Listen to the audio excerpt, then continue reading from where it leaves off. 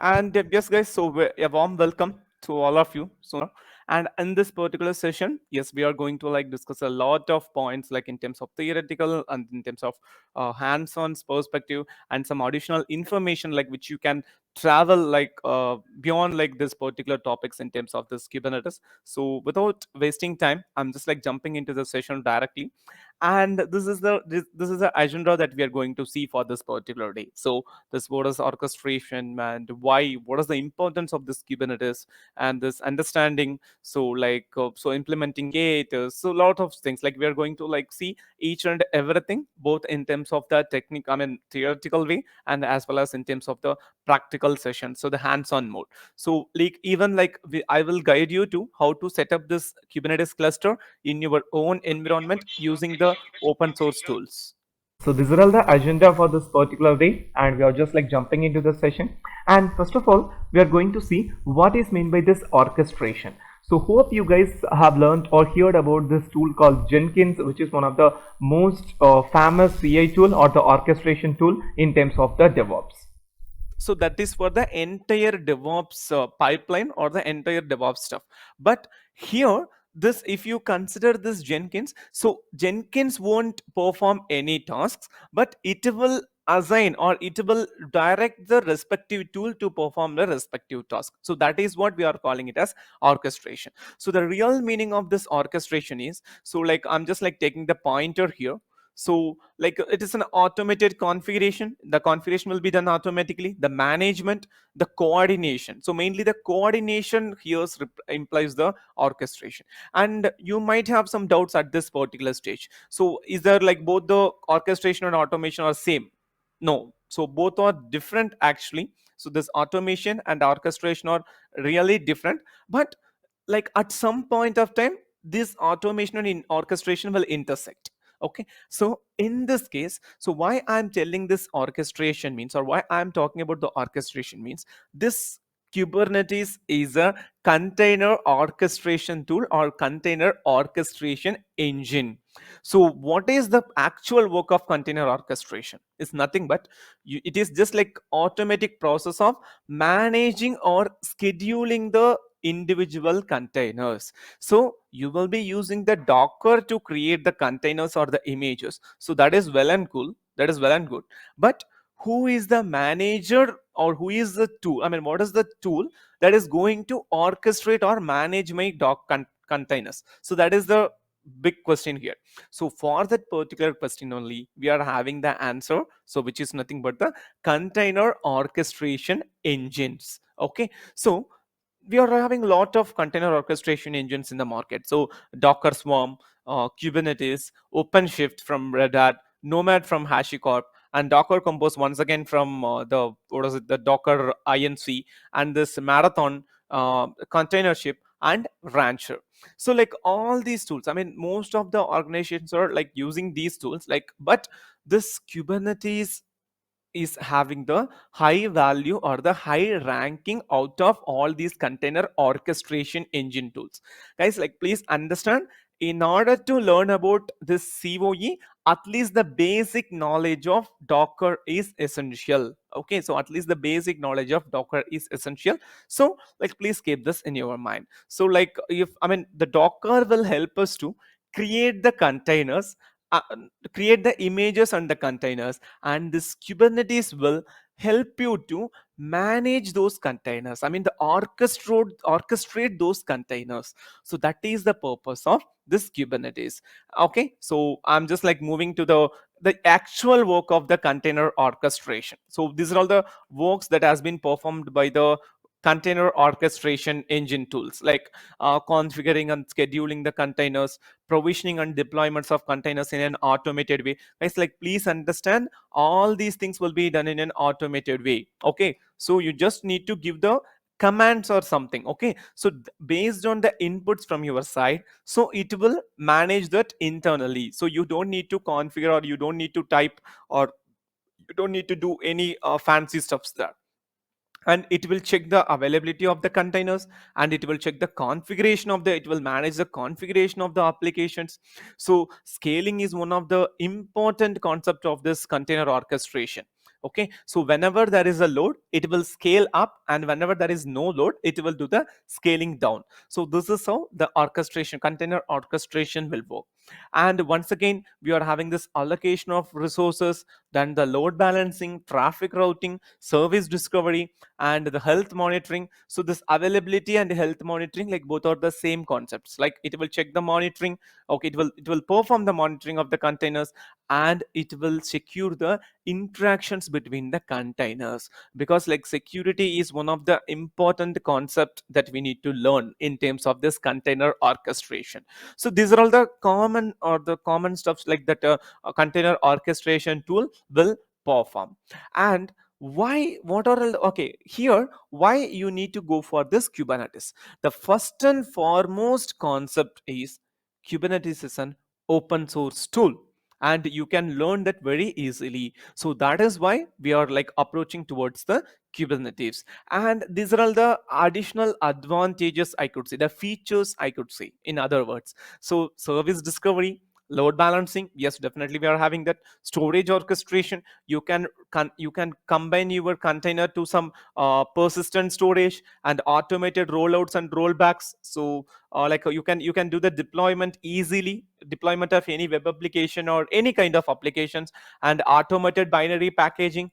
And another one important point is like self healing.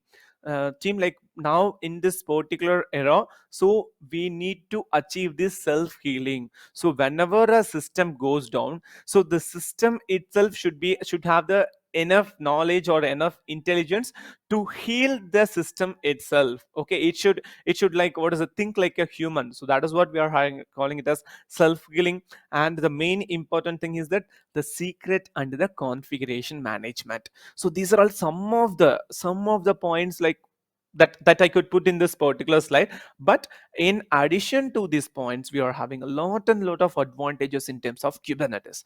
So even if you go and check for any JD, okay, in the LinkedIn, or what is it, like whatever the what is the job searching site, so whatever it may be. So if you search for a DevOps engineer, in that particular JD, you will be having this particular word called Kubernetes knowledge. Okay, so please understand the Kubernetes, and I will tell you why I'm calling this Kubernetes as K8s. So even in all the slides, so I mentioned as K8s. Okay, so K8, yes. So I will tell you like why I'm calling this Kubernetes as K8s in the upcoming, I mean in the near future.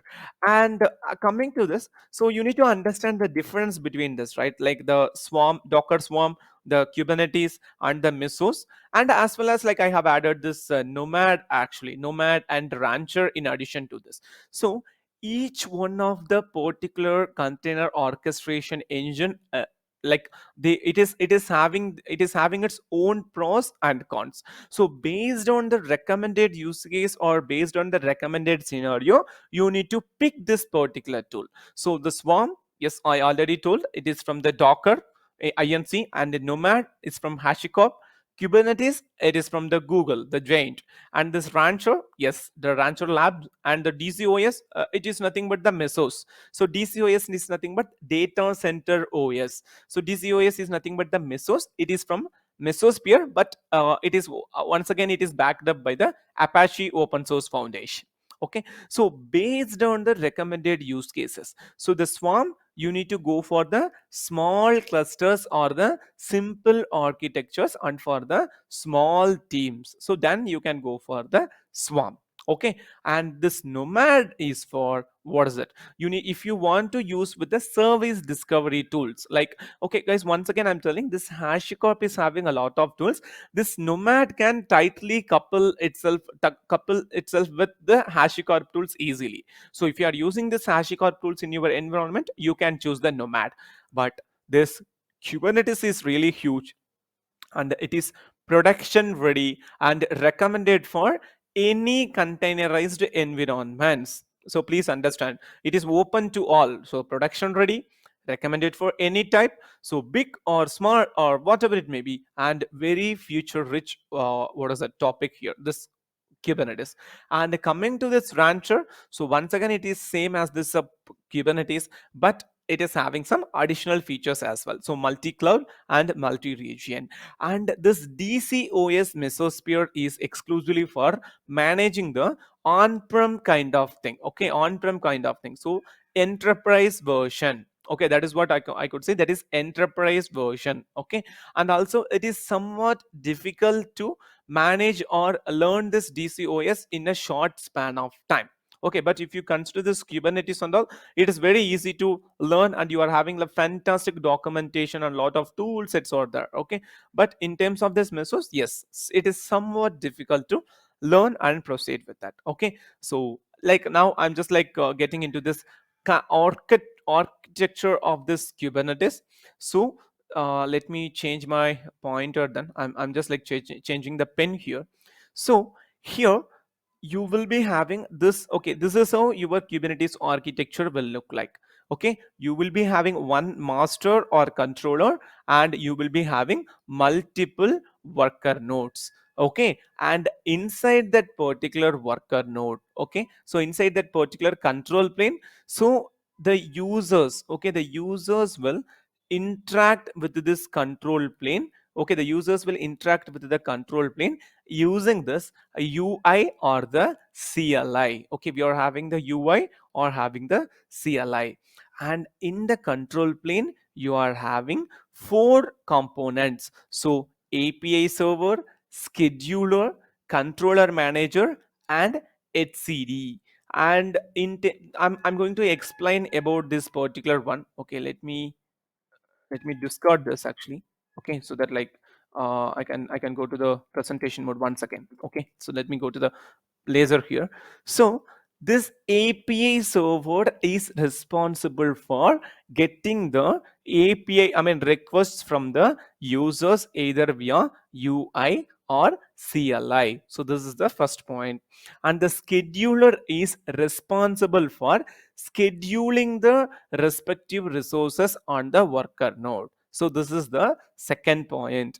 And the third thing is that controller manager. So this controller manager is responsible for managing like all the stuffs here. So once the scheduler schedules the respective resources, it is the responsibility of the controller manager to take care of that, to take care of that respective resources. And HCD is nothing but it's a key value store, so where all the details related to your clusters will be stored here. So this is a kind of database, this HCD is a kind of database. So this is how we will be dealing, or this is how we will be doing, or this is how the control plan is architected. And if you come to this worker node 1 and worker node 2, the main components that you want to learn here is Docker, kubelet, and kubeproxy. And as you guys are already aware, this Docker is the container runtime, because like ultimately we are going to run the containers. See, container 1, container 2, container 3, container 1. So in order to run the containers, ultimately you need this Docker runtime or the container runtime. So that is why we have installed this Docker. And the kubelet is nothing but it is an agent kind of thing, okay. It is an agent kind of thing, okay. So it will receive the input from the scheduler and the control manager, and it will take care of those activities in the worker node. So that is the purpose of this kubelet here. And another thing is kubeproxy. So this kubeproxy acts as the network manager here, okay. This kubeproxy acts as the network manager. So network manager in the sense, this particular container need to interact with the internet, right? So it should need to interact with the internet and with other containers or the other pods, or something to the external to this particular container. So they will achieve this particular connectivity using the kubeproxy, okay. It will achieve the it will achieve the service or the connectivity using the kubeproxy. So I'm moving to the next one. So guys, like this is a typical architecture. So this k, it is one master and two worker is the typical architecture. But in the real time scenario or in the production grade setup, you will be having multiple clusters and you will be having lot of worker nodes. So you will be having lot of worker nodes in this particular one. So this is how they will do the setup. So I will tell you how to do the setup and what is the easiest way to do this particular setup and all. Okay, so I'm moving to the next one. So implementing Kubernetes cluster. So what are all the ways that you can do the installation? Means the first way is called kubeadm setup. Okay, the first way is called kubeadm setup, and the next thing is called cops method. Okay, and the next thing is called minikube, and the next thing is called the kind, and the another thing is called k3s, and the another thing is called managed Kubernetes services. Guys, like please understand, for the first five thing first for the first five topics, actually we need to perform, or we need to perform that particular implementation or the installation. But this managed Kubernetes services, or the respective cloud already did the implementation. We just need to provision that particular service and we need to utilize that. It is a kind of paper usage model. So AKS stands for Azure Kubernetes Service, and GKE stands for Google Kubernetes Engine, and EKS stands for Elastic Kubernetes Service. So Azure, GCP, and AWS, and other apart from this particular thing, this K3s, this kind, and this minikube. So these three are only for the learning and development environment.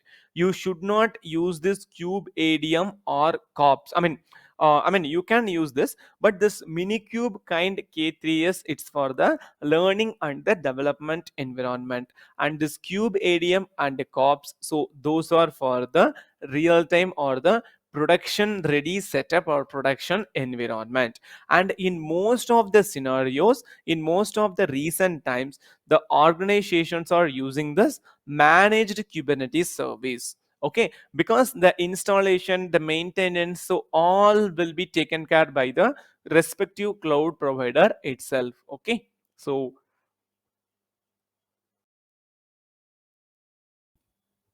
yep, I'm moving to the next one.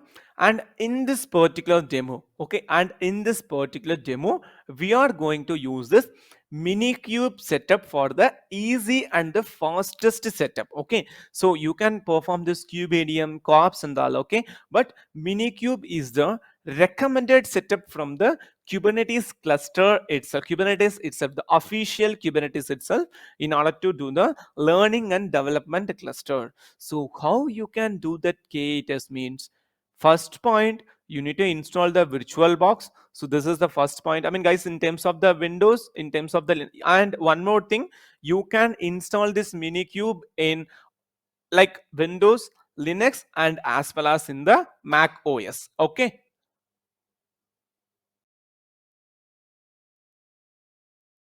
So the first step you need to do, that is installation of the virtual box. Okay, guys, like I'm just telling in terms of the Windows perspective, but if you're the user or if you're the lover of Linux or Mac, so please follow the respective documentation from here. So this minikube, the second one is there, no?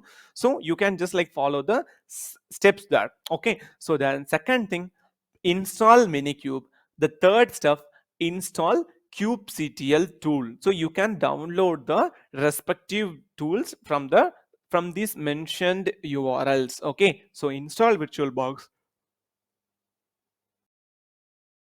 install minikube, and install kubectl. Okay, so these are all the 3 points that three installations that you need to do in order to perform the, or in order to in order to set up the Kubernetes cluster in your machine. And this minikube, okay, actually this mini, why I'm suggesting this minikube at the first session itself, because like in term in I mean if you use this minikube, it will be easy for you to set up and it will be easy for you to delete the respective information. So as a beginner or as a learner, like we should start with the minikube to understand the basics. Then once you are comfortable in terms of this minikube, then you can go for the kube ADM setup or the managed Kubernetes services. Okay, so guys, if you perform this particular setup, you don't need to spend any amount in order to, what is it, in order, in terms of the infrastructure, to learn Kubernetes. Okay, it's purely based on open source, and if you are having the good laptop or the desktop with a good configuration, so you can perform this particular one. Okay, so that is the point here. So the next topic, I'm just like jumping into the hands-ons directly. Okay, I'm just like jumping into the hands-ons directly, and these are all the hands-ons that we are going to do. Okay, and before going into that, you guys like need to learn about the concept called pets versus cattle versus chicken. Okay, so like after this particular session, so I would request you, I'm just like switching to the I'm just like switching to the running this notepad.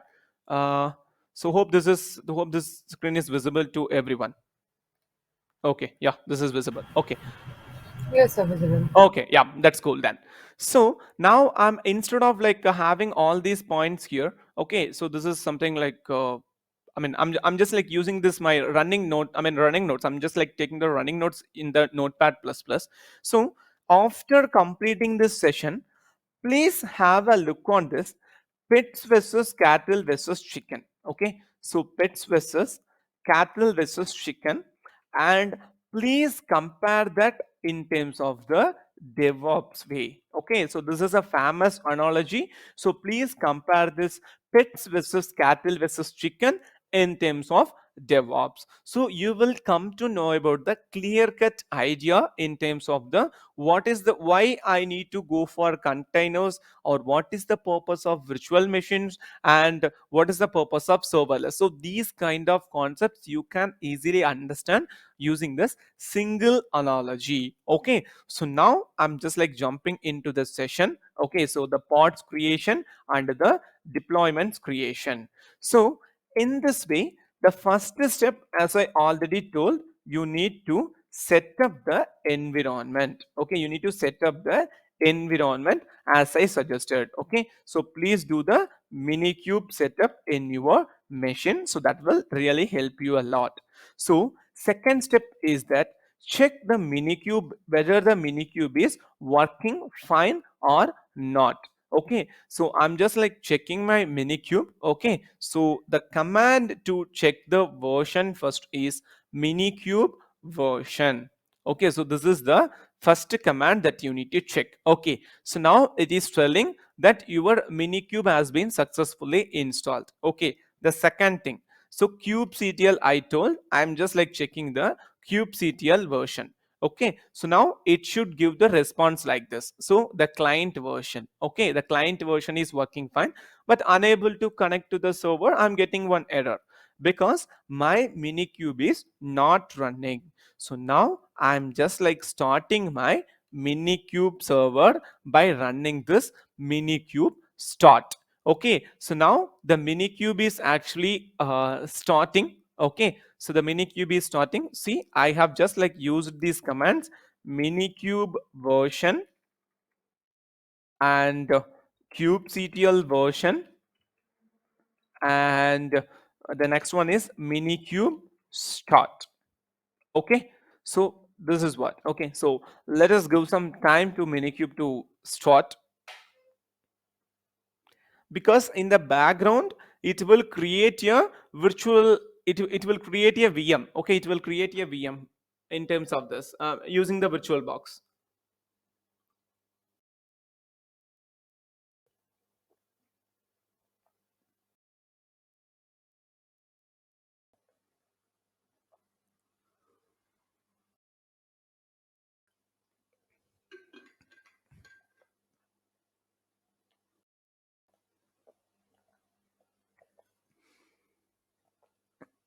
So ultimately folks, in order to run Kubernetes, you need to have any one of the container runtime. Okay, so it might be Docker, it might be Cryo, it might be RKT. so whatever it may be, but you need to have a container runtime installed in your machine, so then only your Kubernetes will work. See, even I'm doing this Kubernetes, but it is checking for the Docker version, so which is 20.10.6. So that is the point here.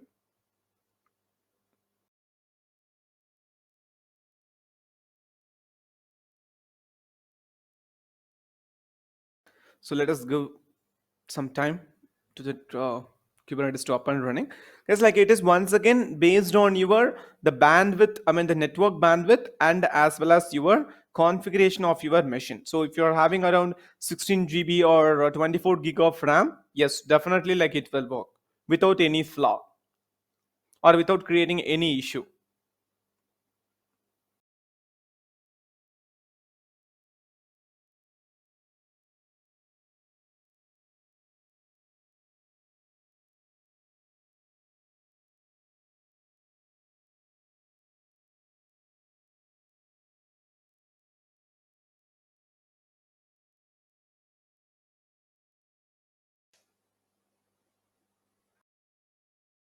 Okay. Yep. So it got done. Okay. So now my mini cube has been started. So how I am checking that means using this command mini cube status. Okay. So if you run this mini cube status, you should get this all these commands. So control plane, host running, kubelet running, API server running. So like the next command which I executed is minikube status. Okay, so in order to verify this, so now my minikube setup and my environment is ready to rock. So the first thing what I am creating is pods.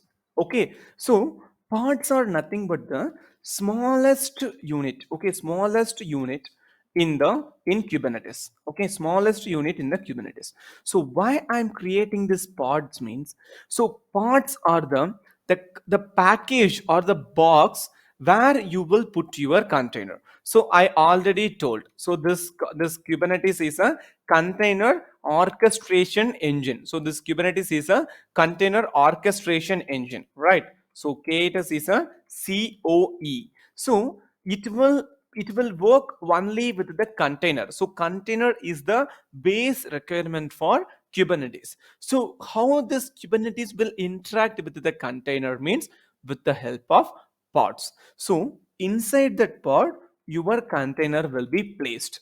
Okay, so inside your Kubernetes pod, the container will be placed. So that is what we are calling it as this pods. Okay, so now what I'm going to do is that I'm going to create a pod in front of you. Okay, so in order to create the pod, there are two ways actually. I mean, not only pod, like this is a common for all the resources. So there are two ways here in terms of Kubernetes. So the first way is imperative way. So imperative way is nothing but you need to run the command, I mean the straightforward command. So that is what we are calling it as imperative way. And in another case, we are having the declarative way. So declarative way is nothing but writing a file which will be in the YAML format. Okay, so writing a file which will be in the YAML format. So that is what I mean. These are all the two types or the two things which you can create the pod. And like another one is that you can directly create it from the UI, the console. Okay, you can directly create it from the UI console. But like these are all the common steps. I mean, the imperative way and the declarative way is the, I mean, both are the most commonly used way to create the container. So now what is the command to create the container means, this is the command. So kubectl run pod name and the image. Okay, so kubectl run pod name and the image. So what is the pod name I'm giving here is that steady 9. Okay, I'm giving it as steady 9 demo 1. Okay, I'm giving the pod name as steady9 hyphen demo 1. And what is the image that I'm using? So guys, I already told, right? So you need to have the Docker image. So from that particular Docker image only, your container will be created. So in order to create the container, yes, definitely you should mention the Docker image. So I'm going to mention the Docker image here. Okay, so I'm just like mentioning the Docker image as nginx. Okay, so this is what I'm going to perform now. So now a question might rise in your mind. So from where it will download the this particular Docker image? So it will download the Docker image from the Docker hub. Okay, it will download the Docker image from the Docker hub. So I'm going to run this particular command. So kubectl run study9 hyphen demo 1 hyphen hyphen image equal to nginx. So this is how you need to run the, or this is how you need to create the pod. So I have executed that. If you see, I got the message like pod steady9 hyphen demo 1 created. So now how I can verify whether my pod has been successfully created or not? So the command is kubectl get pods. Okay, the command is kubectl get pods. So the guys, like, please forget about these container. Okay, these pods. Okay, I created that for my own purpose. Okay, so please forget about that. But if you see this study9 hyphen demo 1, a pod has been created here. And how I can see the details or the information about that steady9 means you need to use this command. So kubectl describe pod and the pod name, so which is nothing but steady9 demo 1. If you see, I got like a good number of amount. So what is the name and what is the namespace, and where this particular pod has been scheduled, and what is the start time, and what is the IP associated with that particular one, and what is the image that has been like used in that particular pod. So this is how your what is it this is how your pod will be created. Okay, this is how your pod will be created. And in the background, a container will be created for this particular pod. Okay, in the background, a container will be created. So if I give this minikube ssh, okay, just see this. Okay, it is, if you give this minikube ssh, if I give this docker ps, okay, see, lot and lot of what is the containers are running here. Okay, lot and lot of containers are running here. But I would request you to see this particular one. I would request you to see this particular one. So what is the, see, it was created, this particular container was created sometime back, a minute ago. And see the names associated with this steady9 hyphen demo 1, the name steady9 hyphen demo 1. So this is how, like, if you create a pod, a container will be created in the background. So that's why we need the container runtime. Okay, so now we have successfully created the pod in one way, okay, which is the imperative way. And the declarative way I'm going to tell you means that, let me take this particular official documentation of the Kubernetes. So guys, like, please don't hesitate to use the official documentation of the respective tools, because like it is very important to use the official documentation of the respective tools. Okay, so I'm just using this particular command. Okay, I'm just like using this particular YAML file, and I'm just going to explain that. Okay, so let me change the language to YAML. Okay, so if you see, this is how you need to write the YAML file to create a pod. Okay, this is the declarative way of creating a pod, and this is the what is it? This particular command is the imperative way of creating the pod. Okay, so what I'm going to do is that, so the API version is version 1. This is by default you need to put. Okay, so this is the version associated with the pod. Okay, and the second line is the kind. So kind means it is a type. So what is the type that we are going to create now? It is pod. So the next one is the metadata. So metadata is nothing but you need to give the information, I mean the data about the data. So which means I'm just here, I'm giving the name here. And the next one is the spec. So I mentioned version 1, I mentioned the type that I'm going to create the pod, I mentioned the name here. So what is the container, what is the image that I'm going to use here? So the image I'm going to use here is, so see, I'm going to replace this particular command. Okay, so I have used this particular command. So kubectl run, this is the name of my content, name of my pod, and this is the image. So this is what the two inputs I gave.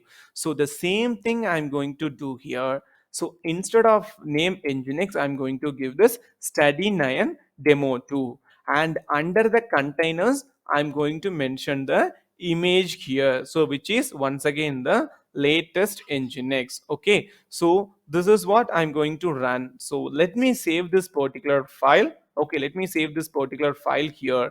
Okay, so just give me a minute. uh,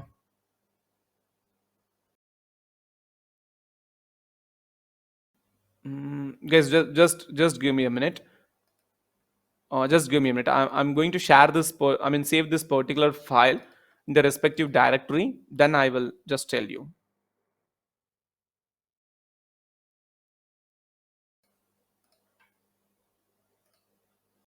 Yep, I saved this particular file into this directory. So study9 webinar directory. And if I give this ls, so my file is there. This pod.yaml. So like I gave the version 1, I gave the pod.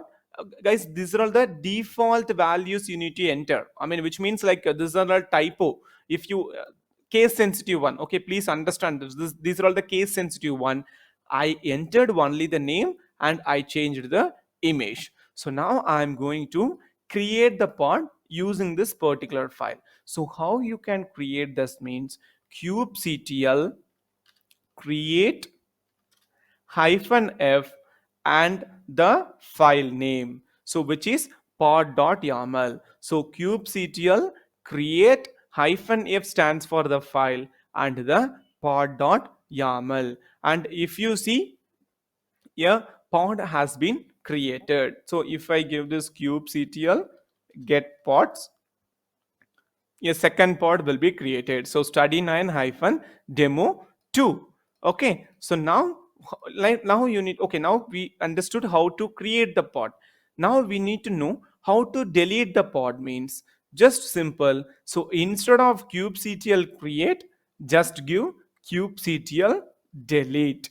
Okay, so your pod will be deleted, the respective pod, I mean the respective pod will be deleted. And guys, like you can give any name here, you even you can give like whatever the naming convention you are following, you can give that. Okay, so this is how you need to interact with the pod. So the next thing we are going to use is that the deployments. Okay, we are going to interact with the deployments here. Okay, so just okay, I think, yeah. So now the pod got successfully deleted. See, I'm having only this study9 hyphen 1 demo. So what I'm going to do is that I'm going to delete this particular pod itself. So how to delete means how kubectl delete pod, then the pod name. Okay, then the pod name. So your pod will be deleted here. Okay, this is how you need to interact with your machine, or this is how you need to interact with your pods. Okay, so this is the first step. And the second step is that like I mean this is this is related with the pods. And the next topic which we are going to see is the deployments. Okay, so deployments are the next step that we are going to see. And so the deployments are nothing but, so these deployments are used with the pods. I mean the basic underlying stuff of deployments is nothing but the pod. but this particular deployments will help you to scaling up or down your pods. Okay, so let us say I'm creating a pod here. Okay, this study 9 hyphen demo 2. So if I want to create the same pod with, I mean, if I want to create 10 pods like this, I need to create 10 different YAML files and I need to run the 10 different YAML files using this kubectl create hyphen f. So that is how I can create. But this deployments will help us to create the replicas of the pod. Okay, this deployment will help us to create the replicas of the pod.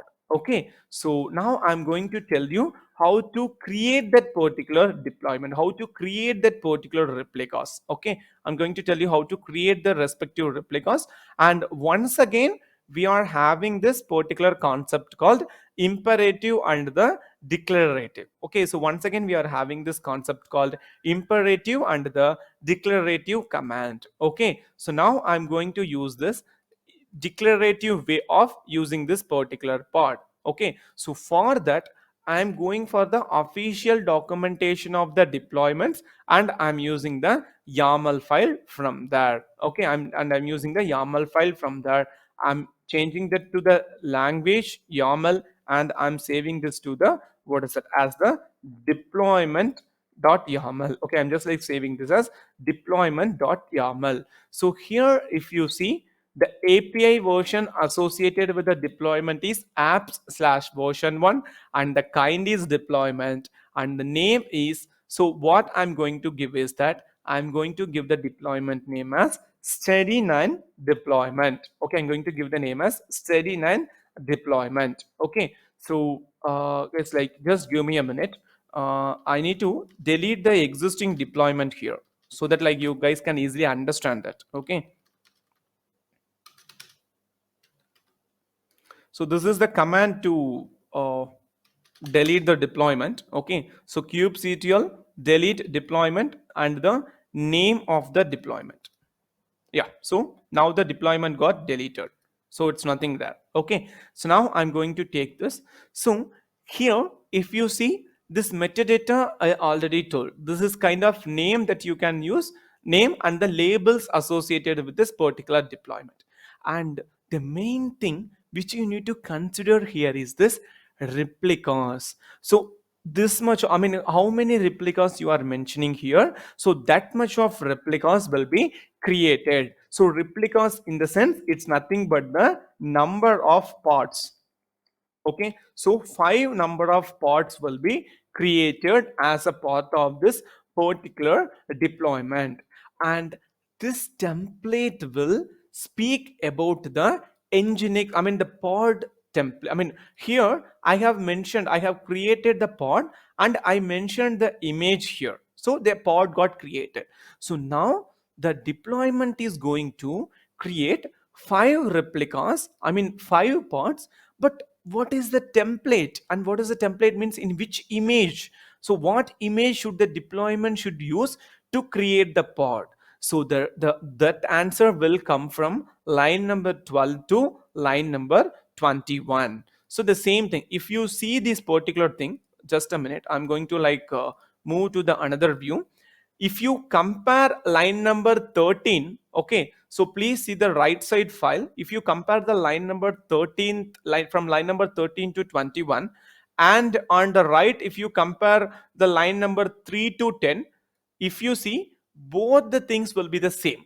So apart from the labels, so both the things will be the same, the spec, the name, the image, the ports. So it is nothing but you are taking this particular configuration file and you are just like pasting under the template. That's it. Okay, so now when I run this particular deployment, what should I do means I need to get 5 pods, 5 extra pods here, right? So already I'm having 3 pods, so if I run this particular file, it should create 5 pods for me. Am I right? So I'm going to create this. So kubectl create hyphen f deployment dot yaml. Okay, so my deployment got created. Okay, so now I'm going to check whether my deployment got created successfully or not. So the command is kubectl get deployment. Okay, fantastic. So my deployment got created. So I already told this, I mean, this deployment will create the replicas of the pods, right? So those replicas will be managed with the help of the resource called replica set. Okay, those resources will be managed with the help of replica set. So I'm just like checking that replica set as well. Okay, so replica set, yes, yeah, replica set got created. Please check the name here. So steady9 hyphen deployment, and here steady9 hyphen deployment. Now I'm just running this kubectl get pods. Okay, so yes, so I'm having 5 extra pods here.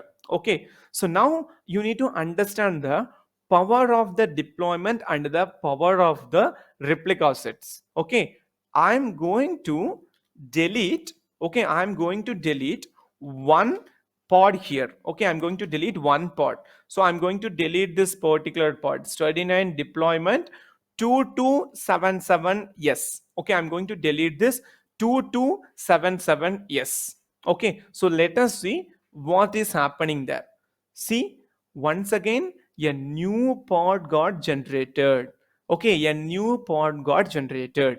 So this is how this deployment and the replica set will maintain the high availability of your application. Okay, so this is how your Kubernetes will maintain the high availability of your application. So even if you delete even if you delete any one of the pod, okay, so I'm going to delete like another one pod here. So let us say this ZKFBD. Okay, so I'm going to delete this.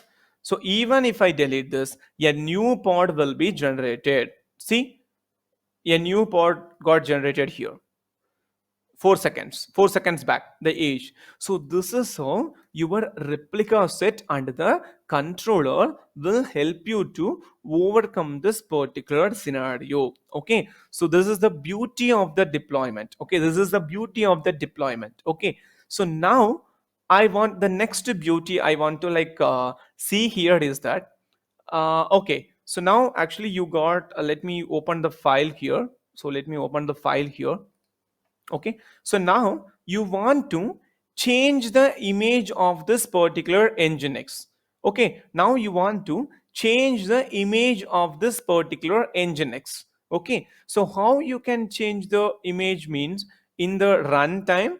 So you need to use this imperative command. So kubectl set image, and the syntax is deployment slash your name of your deployment. So steady9 hyphen deployment.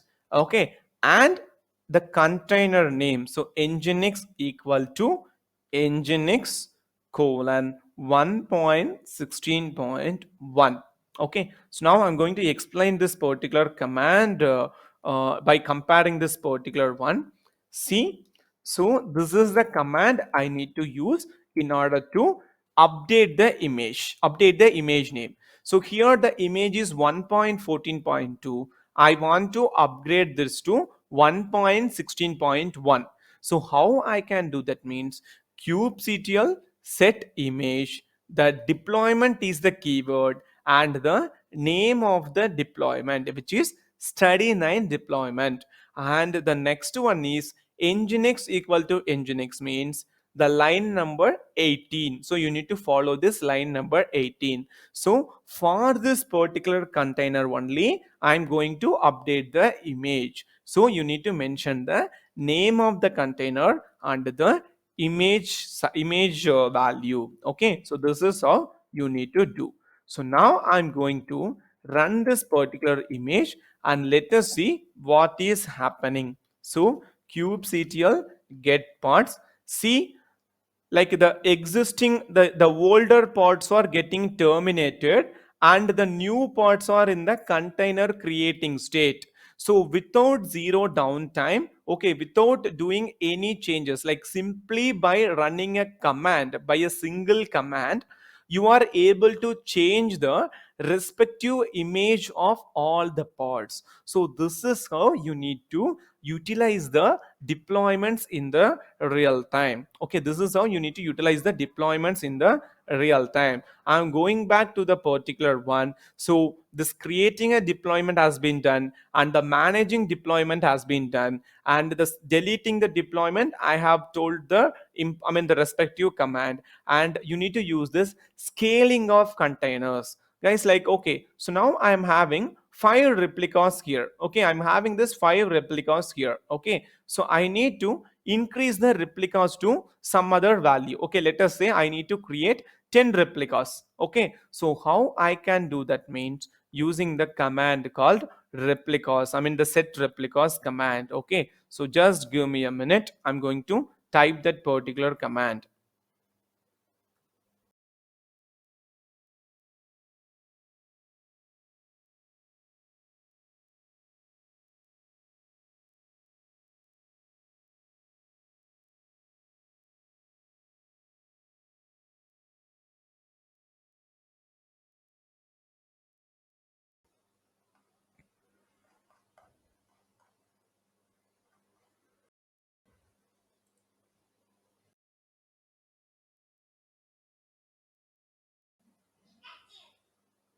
So the command, okay, the command to create the replica is, this is the command. So kubectl scale deployment and the deployment name, so which is nothing but study9 hyphen deployment, then the replicas count. So I'm already having 5, I'm going to increase this as 10. Okay, so I'm already having 5, so I'm going to increase this as 10. So additional 5 replicas will be generated here. Okay, if I go to this kubectl get pods, see, with the help of single command, I'm having like 5 additional another pods. So this is how you can scale up or scale down your containers. So see, if I run this particular 10 to 3, so my 7 pods will be getting, my 7 pods will be in the terminating state. See, so this is how you can scale up or scale down your deployments in terms of your Kubernetes. Okay, so that is what I'm just telling here. So if you see, I'm having only 3 pods, 3 pods in the running state.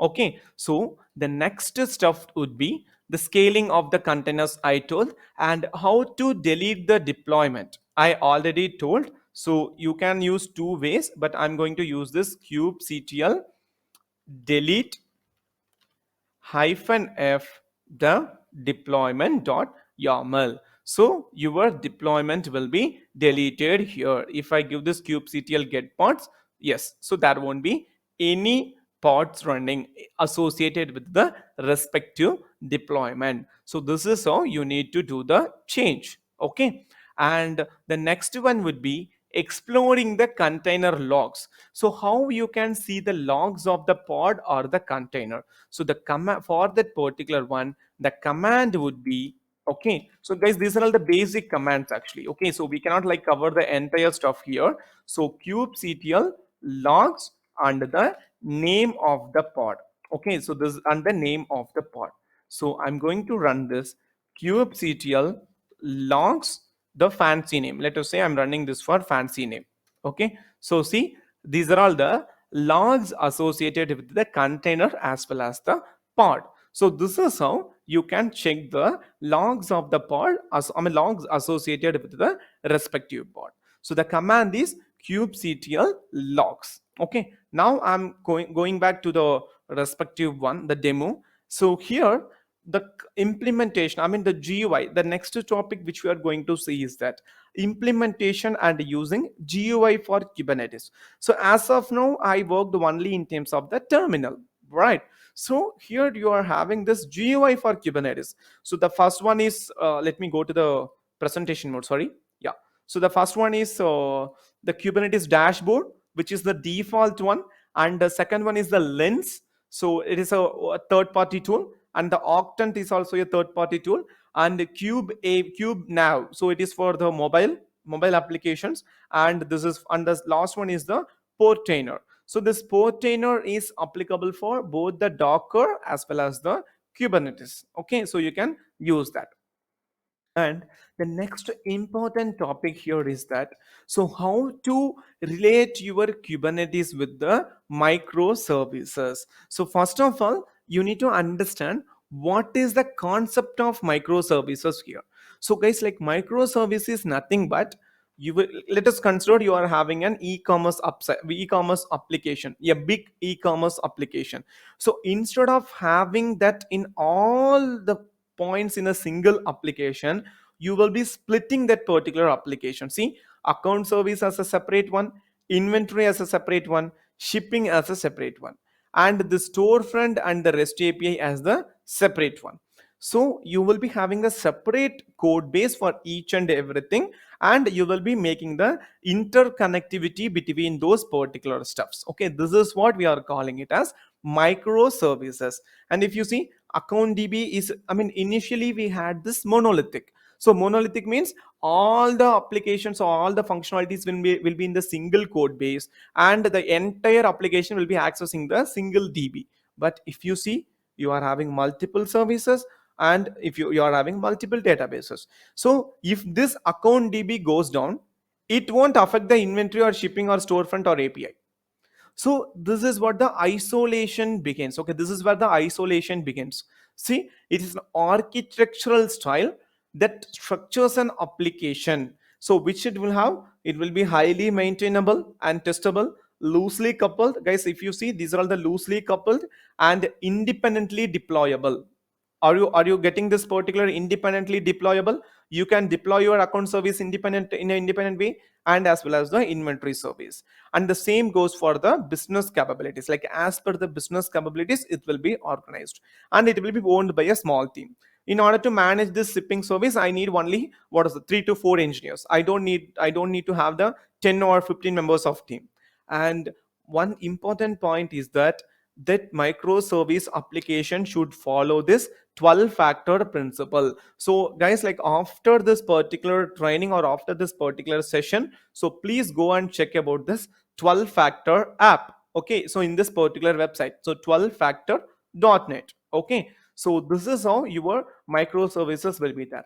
And how you will use this Kubernetes in terms of this microservices means, this is where your deployments come into the picture. So you can employ a different, I mean, you can employ a deployment for account service, and you can employ, let me take the pen here, you can deploy one deployment for account service, and one for inventory, and one for shipping service, and one for storefront, and one for the API gateway. So whenever there is a requirement, I can update only this API gateway. So I can scale this particular deployment to 10 to 15. So I don't need to waste my resources on upscaling this account service or inventory service. So this is how you can employ your Kubernetes into your, what is it, into your respective um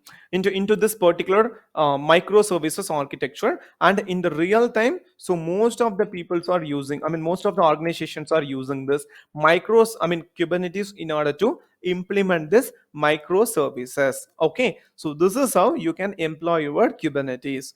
And the next topic is that the PaaS. So we all know, so PaaS stands for platform as a service.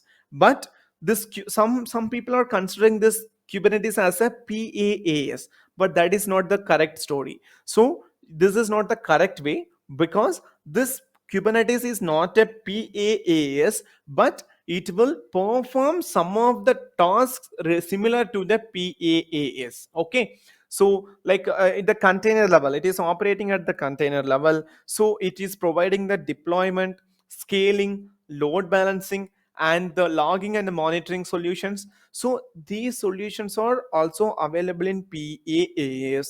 But in addition to this, so Kubernetes also providing that. So you can perform the easy deployment, you can perform the scaling, you can perform the load balancing, and you can do the logging and monitoring of the respective pods or the deployments. So which all these things you can perform in your PaaS solution as well. So common examples of PaaS are this Google App Engine, and AWS Elastic Beanstalk, and the Azure App Insights. So these are all sorry, Azure Web App, sorry, not App Insights, Azure Web App. So these three are all the like the common PaaS platform. Okay, but this Kubernetes will do the same thing as well, but you can't compare this Kubernetes with the platform as a service tools. So the next one would be, so the CKA, CKAD, CKAs, and KCNA. So guys, you need to, these are all the global certifications provided by the Kubernetes. Okay, these are all the global certifications provided by the Kubernetes. So the CKA stands for this Certified Kubernetes Administrator, and the second one is for Certified Kubernetes Application Developer, and the third one is for Security, and the fourth one is for KCNA, which is Kubernetes Cloud Native Application. Okay, so Kubernetes Cloud Native Application, I guess. So these are all the global certifications that you can do in relation to the Kubernetes. Okay, so that's all from my end, guys. So if you are having any doubts, so please, or any queries kind of thing, so please post that in the chat window, so I will be very happy to answer those particular questions.